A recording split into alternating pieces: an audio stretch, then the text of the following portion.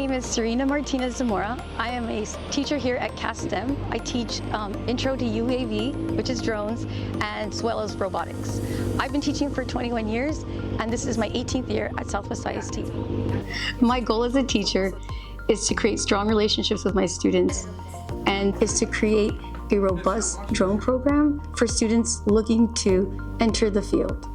My goal for my students is to become great pilots, get them better prepared, practicing and gaining more experience flying drones, and to pass their FAA Part 107 so that they have a better future.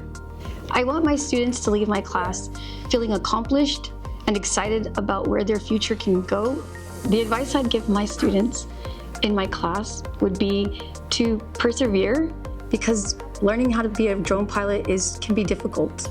The way I connect with my students is to fly with them so that they can see the struggles that we both will face in being a pilot. To be a successful teacher, you have to give 110% and reach out to those students that may be struggling so that they can persevere and become great leaders in our community. My name is Cerina Martinez-Zamora, and we are Southwest.